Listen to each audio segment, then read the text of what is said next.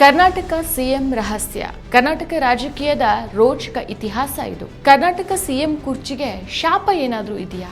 5 ವರ್ಷ ಪೂರೈಸಿದ್ದು ಕೇವಲ 3 ಮಾತ್ರ. ನಮಸ್ಕಾರ, ಈ ದಿನಕ್ಕೆ ಸ್ವಾಗತ. ನಾನು ಜಿಎಂ ಪವಿತ್ರ. ಕರ್ನಾಟಕದ ರಾಜಕೀಯ ಇತಿಹಾಸವನ್ನ ಸೂಕ್ಷ್ಮವಾಗಿ ಗಮನಿಸಿದ್ರೆ ಒಂದು ರೋಚಕ ಹಾಗೂ ಒಂದು ವಿಚಿತ್ರವಾದಂಥ ಸತ್ಯ ನಮಗೆ ಎದುರಾಗುತ್ತೆ. ಇಲ್ಲಿ ಮುಖ್ಯಮಂತ್ರಿ ಸ್ಥಾನ ಅಂತ ಹೇಳೋದು ಕೇವಲ ಒಂದು ಅಧಿಕಾರದ ಸಂಕೇತ ಮಾತ್ರ ಅಲ್ಲ, ಅದು ಅತ್ಯಂತ ಚಂಚಲವಾದ ಮತ್ತು ಸದಾ ಸವಾಲುಗಳಿಂದ ಕೂಡಿರುವಂತಹ ಒಂದು ಆಸನ. 1956ರಲ್ಲಿ ಭಾಷಾವಾರು ಪ್ರಾಂತ್ಯಗಳ ರಚನೆಯಾಗಿ ಮೈಸೂರು ರಾಜ್ಯ ಉದಯಿಸಿದಾಗಿನಿಂದ ಇಂದಿನವರೆಗೆ ಇಲ್ಲಿನ ರಾಜಕೀಯ ರಂಗ ಅನೇಕ ಏಳು ಬೀಳುಗಳನ್ನ ಕಂಡಿದೆ. ರಾಜ್ಯದಲ್ಲಿ ಈವರೆಗೆ ಆಡಳಿತ ನಡೆಸಿದಂಥ ಬಹುತೇಕ ನಾಯಕರು ತಮ್ಮ 5 ವರ್ಷಗಳ ಪೂರ್ಣ ಅವಧಿಯನ್ನ ಮುಗಿಸೋ ಮೊದಲೇ ಸಿಎಂ ಕುರ್ಚಿಯಿಂದ ಕೆಳಗಿಳಿದಿದ್ದಾರೆ. 76 ವರ್ಷಗಳ ಸುದೀರ್ಘ ರಾಜಕೀಯ ಇತಿಹಾಸದಲ್ಲಿ ಇಡೀ 5 ವರ್ಷಗಳ ಅವಧಿಯನ್ನ ಯಶಸ್ವಿಯಾಗಿ ಪೂರೈಸಿದ ಕೀರ್ತಿ ಇರೋದು ಕೇವಲ 3 ನಾಯಕರಿಗೆ ಮಾತ್ರ. ಉಳಿದ ಪ್ರತಿಯೊಬ್ಬ ಮಂತ್ರಿಯ ಅಧಿಕಾರಾವಧಿಯ ಕಥೆಯು ಒಂದೊಂದು ರಾಜಕೀಯ ನಾಟಕದಂತೆ ರೋಚಕವಾಗುತ್ತೆ. 1947ರಲ್ಲಿ ಮೈಸೂರು ರಾಜ್ಯವಾಗಿ ಆರಂಭಗೊಂಡು 1956ರಲ್ಲಿ ಏಕೀಕರಣಗೊಂಡು ನಂತರ 1973ರಲ್ಲಿ ಕರ್ನಾಟಕ ಅಂತ ಮರುನಾಮಕರಣಗೊಂಡಂತ ಈ ಭೂಮಿಯನ್ನ ಈವರೆಗೆ ಸುಮಾರು 23 ಜನ ಮುಖ್ಯಮಂತ್ರಿಗಳು ಆಳಿದ್ದಾರೆ. ಇವರಲ್ಲಿ ಅತಿ ಹೆಚ್ಚು ಕಾಲ ಆಡಳಿತ ನಡೆಸಿದಂತ ಹೆಗ್ಗಳಿಕೆ ಸಿದ್ದರಾಮಯ್ಯ ಹಾಗೂ ಅರಸು ಅವರದ್ದಾಗಿದೆ. ಅತ್ಯಂತ ಕಡಿಮೆ ಅವಧಿಗೆ ಅಧಿಕಾರದಲ್ಲಿದ್ದಂಥ ದಾಖಲೆ ಕಡಿದಾಳ ಮಂಜಪ್ಪ ಮತ್ತು BS ಯಡಿಯೂರಪ್ಪ ಅವರ ಹೆಸರಲ್ಲಿ ಇದೆ. ಸೊ ರಾಜಕೀಯ ಕಾಲಚಕ್ರವನ್ನ ಸ್ವಲ್ಪ ಹಿಂದಕ್ಕೆ ಉರುಳಿಸಿ ನೋಡಿದ್ರೆ ನಮಗೆ ಮೊದಲು ನೆನಪಾಗುವುದು ರಾಮಕೃಷ್ಣ ಹೆಗಡೆ ಅವರ ಕಾಲಾವಧಿ. ಹೆಗಡೆ ಅವರು ಕರ್ನಾಟಕ ರಾಜಕೀಯ ಕಂಡ ಅತ್ಯಂತ ಜನಪ್ರಿಯ, ಮುತ್ಸದ್ದಿ ಮತ್ತು ಬುದ್ಧಿವಂತ ನಾಯಕರಲ್ಲಿ ಒಬ್ಬರು. ಆದರೆ ಅವರ ಆಡಳಿತಾವಧಿಯಲ್ಲಿ ನಡೆದಂಥ ಫೋನ್ ಕದ್ದಾಲಿಕೆ ಹಗರಣ ಇಡೀ ರಾಜ್ಯ ರಾಜಕಾರಣವನ್ನ ನಡುಗಿಸಿತ್ತು.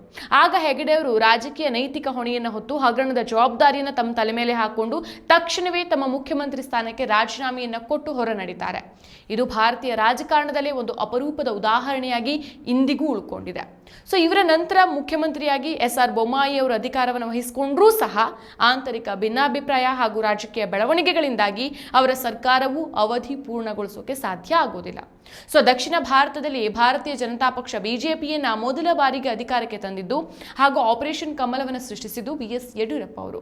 ಸೊ ಆದರೆ ಇವರ ರಾಜಕೀಯ ಜೀವನ ಸದಾ ಹೋರಾಟ ಮತ್ತು ಸವಾಲುಗಳಿಂದನೇ ಕೂಡಿದೆ. ಯಡಿಯೂರಪ್ಪ ಅವರು ಒಟ್ಟು 4 ಬಾರಿ ರಾಜ್ಯದ ಮುಖ್ಯಮಂತ್ರಿಯಾಗಿ ಪ್ರಮಾಣ ವಚನವನ್ನ ಸ್ವೀಕರಿಸಿದ್ರೂ ಒಮ್ಮೆಯೂ ಇವರಿಗೆ 5 ವರ್ಷಗಳ ಪೂರ್ಣಾವಧಿ ಆಡಳಿತ ನಡೆಸೋಕೆ ಸಾಧ್ಯ ಆಗೇ ಇಲ್ಲ. ಡಿನೋಟಿಫಿಕೇಶನ್ ಹಗರಣ, ಭ್ರಷ್ಟಾಚಾರದ ಆರೋಪ ಮತ್ತು ಪಕ್ಷದ ಆಂತರಿಕ ರಾಜಕೀಯದ ಒತ್ತಡಗಳು ಇವರನ್ನ ಸದಾ ಕಾಡಿತ್ತು. ಸೊ ಒಮ್ಮೆ ಕೇವಲ 6 ದಿನಕ್ಕೆ ಇವರು ರಾಜೀನಾಮೆ ನೀಡಬೇಕಾಗಿ ಬಂದ್ರೆ ಮತ್ತೊಮ್ಮೆ ಕಣ್ಣೀರ್ ಹಾಕ್ತಾ ರಾಜೀನಾಮೆ ಪತ್ರ ಹಿಡಿದು ರಾಜಭವನಕ್ಕೆ ನಡೆದಂತ ಘಟನೆಯೂ ಜರುಗಿತು. ಸೊ ಯಡಿಯೂರಪ್ಪ ಅವರ ನಂತರ ಬಂದಂತ DV ಸದಾನಂದ ಗೌಡ ಮತ್ತು ಜಗದೀಶ್ ಶೆಟ್ಟರ್ ಅವರುಗಳ ಹೈಕಮಾಂಡ್ ಹಾಗೂ ಆಂತರಿಕ ರಾಜಕೀಯದ ಕಾರಣದಿಂದಾಗಿ ಕೇವಲ ಒಂದೊಂದೇ ವರ್ಷ ಅವಧಿಗೆ CM ಆಗಿ ಬಂದು ಹೋದ್ರು. ಯಾರೊಬ್ಬರಿಗೂ ಸಹ ಒಂದು ಸ್ಥಿರವಾದ ಆಡಳಿತ ನೀಡೋಕೆ ಸಾಧ್ಯ ಆಗಲೇ ಇಲ್ಲ. ಸೊ ಕರ್ನಾಟಕದಲ್ಲಿ ಮೈತ್ರಿ ರಾಜಕಾರಣದ ಅವಧಿಯಲ್ಲಂತೂ ಮುಖ್ಯಮಂತ್ರಿ ಕುರ್ಚಿ ಸದಾ ತೂಗುಯ್ಯಾಲೆಯಲ್ಲೇ ಇರ್ತಾ ಇತ್ತು. ಧರಮ್ ಸಿಂಗ್ ನೇತೃತ್ವದ ಕಾಂಗ್ರೆಸ್ JDS ಸಮ್ಮಿಶ್ರ ಸರ್ಕಾರವನ್ನ HD ಕುಮಾರಸ್ವಾಮಿ ಅವರು ಶಾಸಕರನ್ನ ಸೆಳೆದು ಬೀಳಿಸಿದ್ರು. ತದನಂತರ ಕುಮಾರಸ್ವಾಮಿ ಮತ್ತು BJP ನಡುವೆ ನಡೆದಂತ 20 ತಿಂಗಳ ಅಧಿಕಾರ ಹಂಚಿಕೆ ಒಪ್ಪಂದ ಭಾರಿ ವಿವಾದಕ್ಕೆ ಕಾರಣ ಆಯಿತು. ಇನ್ನು 2018 ಚುನಾವಣೆ ನಂತರ ಕಾಂಗ್ರೆಸ್ ಮತ್ತು JDS ಸೇರಿ ಮತ್ತೆ ಮೈತ್ರಿ ಸರ್ಕಾರ ರಚಿಸಿದಾಗ ಕುಮಾರಸ್ವಾಮಿ ಮುಖ್ಯಮಂತ್ರಿ ಆದರು. ಆದರೆ ಈ ಸರ್ಕಾರನೂ ಹೆಚ್ಚು ದಿನ ಉಳಿಲಿಲ್ಲ. ರಾಜಕೀಯ ಇತಿಹಾಸದಲ್ಲಿ ಭಾರೀ ಸದ್ದು ಮಾಡಿದಂತಹ ಆಪರೇಷನ್ ಕಮಲ ಕಾರ್ಯಾಚರಣೆಯಿಂದಾಗಿ 17 ಜನ ಶಾಸಕರು ರಾಜೀನಾಮೆ ಕೊಟ್ಟರು. ನಂತರ ಇದರ ಪರಿಣಾಮ ಕುಮಾರಸ್ವಾಮಿಯವರ ಮೈತ್ರಿ ಸರ್ಕಾರ ಕೇವಲ 1 ವರ್ಷಕ್ಕೆ ಪತನಗೊಂಡು ಅವರು ಅಧಿಕಾರದಿಂದ ಕೆಳಗಿಳಿಬೇಕಾಯಿತು. ಸೊ ಇದೇ ವೇಳೆ ರಾಷ್ಟ್ರ ರಾಜಕಾರಣದ ಕಾರಣಕ್ಕಾಗಿ ಮುಖ್ಯಮಂತ್ರಿ ಸ್ಥಾನಕ್ಕೆ ರಾಜೀನಾಮೆ ನೀಡಿದಂಥ ಅಪರೂಪದ ನಾಯಕ ಅಂತಂದ್ರೆ HD ದೇವೇಗೌಡ ಅವರು. 1996ರಲ್ಲಿ ಅವರಿಗೆ ದೇಶದ ಪ್ರಧಾನಿಯಾಗುವಂಥ ಮಹದಾವಕಾಶ ಸಿಕ್ಕಾಗ ಇವರು ಕರ್ನಾಟಕದ ಮುಖ್ಯಮಂತ್ರಿ ಸ್ಥಾನವನ್ನು ಸೌಹಾರ್ದಯುತವಾಗಿ ತ್ಯಜಿಸಿ ದೆಹಲಿಯತ್ತ ಮುಖ ಮಾಡ್ತಾರೆ. ಸೊ ಈ ಎಲ್ಲಾ ನಾಟಕೀಯ ರಾಜಕೀಯ ಘಟನೆಗಳ ಸಾಲಿಗೆ ಅತ್ಯಂತ ಹೊಸ ಸೇರ್ಪಡೆ ಅಂತಂದ್ರೆ ಸಿದ್ದರಾಮಯ್ಯನವರ 2ನೇ ಅವಧಿ.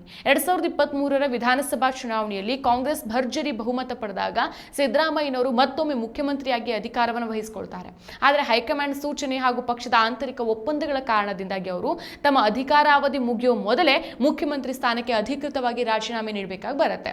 ಸೊ ಈ ಬೆಳವಣಿಗೆ ಕರ್ನಾಟಕ ರಾಜಕೀಯದಲ್ಲಿ CM ಕುರ್ಚಿ ಸುಲಭವಾಗಿ ಯಾರ ಕೈಯಲ್ಲೂ ಪೂರ್ಣಾವಧಿಯಾಗಿ ಉಳಿಯೋದಿಲ್ಲ ಅನ್ನೋ ಹಳೆ ಇತಿಹಾಸವನ್ನ ಮತ್ತೆ ಸಾಬೀತು ಮಾಡಿದೆ.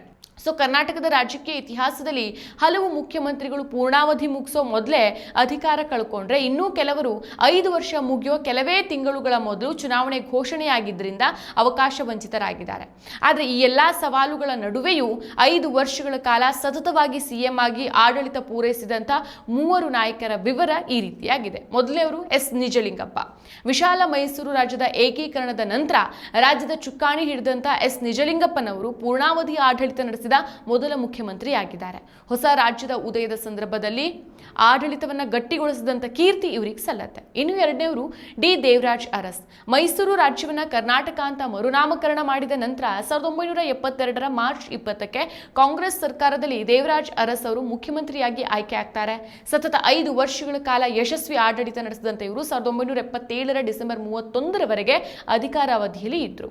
ಸೊ ಕರ್ನಾಟಕದ ಇತಿಹಾಸದಲ್ಲಿ ಇವರನ್ನ ಸಾಮಾಜಿಕ ನ್ಯಾಯದ ಹರಿಕಾರ ಅಂತ ಕರೆಯಲಾಗುತ್ತೆ. ಭೂ ಸುಧಾರಣೆ ಕಾಯ್ದೆ ಮತ್ತು ಹಿಂದುಳಿದ ವರ್ಗಗಳ ಏಳಿಗೆಗಾಗಿ ಇವರು ತಂದಂತ ಯೋಜನೆಗಳು ಇಂದಿಗೂ ಇತಿಹಾಸದಲ್ಲಿ ಹೆಸರಾಗಿದೆ. ನಂತರ 1978ರಲ್ಲಿ 2ನೇ ಬಾರಿಗೆ ಸಿಎಂ ಆಗಿ ಆಯ್ಕೆಯಾಗಿ 1980ರವರೆಗೆ ಆಡಳಿತವನ್ನು ನಡೆಸಿದ್ರು. ಇನ್ನು 3ನೇ ವ್ಯಕ್ತಿ ಸಿದ್ದರಾಮಯ್ಯನವರು. ಇವ್ರದ್ದು 2013ರಿಂದ 18ರ ಅವಧಿ ಮೊದಲನೇ ಅವಧಿ. ಸೊ ನಿಜಲಿಂಗಪ್ಪ ಮತ್ತು ದೇವರಾಜ್ ಅರಸ್ ಅವರ ನಂತರ ಈ ಅಪರೂಪದ ಸಾಧನೆ ಮಾಡಿದಂಥ 3ನೇ ಮುಖ್ಯಮಂತ್ರಿ ಅಂತಂದ್ರೆ ಅದು ಸಿದ್ದರಾಮಯ್ಯನವರು. 2013ರ ಮೇ 13ಕ್ಕೆ ರಾಜ್ಯದ ಮುಖ್ಯಮಂತ್ರಿಯಾಗಿ ಅಧಿಕಾರವನ್ನು ವಹಿಸಿಕೊಂಡ ಸಿದ್ದರಾಮಯ್ಯನವರು 2018ರ ಮೇ 15ರವರೆಗೆ ಯಾವುದೇ ವಿಘ್ನ ಇಲ್ಲದೆ ಪೂರ್ಣಾವಧಿಗೆ ಆಡಳಿತವನ್ನು ನಡೆಸ್ತಾರೆ. ಆ ಅವಧಿಯಲ್ಲಿ ಅವರು ಜಾರಿಗೆ ತಂದಂತ ಅನ್ನಭಾಗ್ಯ, ಕ್ಷೀರಭಾಗ್ಯ ಸೇರಿದಂತೆ ಹಲವು ಭಾಗ್ಯಗಳ ಯೋಜನೆಗಳು ಅತ್ಯಂತ ಜನಪ್ರಿಯತೆಯನ್ನು ತಂದುಕೊಟ್ವು. 2023ರಲ್ಲಿ ಅವರು 2ನೇ ಬಾರಿಗೆ ಸಿಎಂ ಆದಾಗ ಮತ್ತೊಂದು ಇತಿಹಾಸ ಸೃಷ್ಟಿಸುವಂತಹ ಅವಕಾಶ ಇತ್ತಾದ್ರೂ ಸಹ ರಾಜಕೀಯ ಪರಿಸ್ಥಿತಿಗಳು ಅದಕ್ಕೆ ಆಸ್ಪದವನ್ನ ಕೊಡಲಿಲ್ಲ. ಸೊ ಒಟ್ಟಾರೆಯಾಗಿ ಹೇಳೋದಾದ್ರೆ ಕರ್ನಾಟಕದ ರಾಜಕೀಯ ಇತಿಹಾಸದಲ್ಲಿ ಮುಖ್ಯಮಂತ್ರಿ ಕುರ್ಚಿ ಅನ್ನೋದು ಕೇವಲ ಸುಖಾಸನವಲ್ಲ, ಅದು ಹೂವಿನ ಹಾಸಿಗೆಯೂ ಅಲ್ಲ, ಬದಲಿಗೆ ಮುಳ್ಳಿನ ಹಾಸಿಗೆ. ಇಲ್ಲಿ ಪ್ರಾದೇಶಿಕ ಸಮೀಕರಣಗಳು, ಜಾತಿ ರಾಜಕಾರಣ, ಪಕ್ಷದ ಆಂತರಿಕ ಭಿನ್ನಮತ ಮತ್ತು ದೆಹಲಿ ಹೈಕಮಾಂಡ್ನ ನಿರ್ಧಾರ ಸದಾ ಮುಖ್ಯಮಂತ್ರಿಗಳ ಭವಿಷ್ಯವನ್ನ ನಿರ್ಧರಿಸ್ತಾನೆ ಬಂದಿದೆ. ಸೊ ಇಂಥ ಸನ್ನಿವೇಶದಲ್ಲಿ 5 ವರ್ಷಗಳ ಕಾಲ ಪೂರ್ಣವಾಗಿ ಆಡಳಿತ ನಡೆಸೋದು ಇಂದಿಗೂ ಸಹ ಒಂದು ಅತಿದೊಡ್ಡ ಸವಾಲು. ಮುಂಬರೋ ದಿನಗಳಲ್ಲಿ ಅಧಿಕಾರಕ್ಕೆ ಬರುವಂತಹ ನಾಯಕರು ಈ ಮುಳ್ಳಿನ ಹಾಸಿಗೆ ಮೇಲೆ ಎಷ್ಟು ದಿನ ಕೂತ್ಕೊಳ್ತಾರೆ ಮತ್ತು ಯಾರು 5 ವರ್ಷಗಳ ಕಾಲ ಯಶಸ್ವಿಯಾಗಿ ಆಡಳಿತವನ್ನು ಪೂರೈಸ್ತಾರೆ ಅನ್ನೋದು ಸದಾ ಕಾವೇರಿರುವ ಮತ್ತು ಜನರಲ್ಲಿ ಕುತೂಹಲ ಮೂಡಿಸುವಂತಹ ದೊಡ್ಡ ರಾಜಕೀಯ ಸಂಗತಿ. ಮತ್ತಷ್ಟು ವಿಶೇಷ ವಿಡಿಯೋಗಳನ್ನು ನೋಡಲು ಮತ್ತು ಹೊಸ ವಿಡಿಯೋಗಳ ಬಗ್ಗೆ ತಿಳಿಯಲು ಈ ದಿನ .com ಯೂಟ್ಯೂಬ್ ಚಾನೆಲ್ ಸಬ್ಸ್ಕ್ರೈಬ್ ಮಾಡಿ ಮತ್ತು ಬೆಲ್ ಐಕಾನ್ ಕ್ಲಿಕ್ ಮಾಡಿ.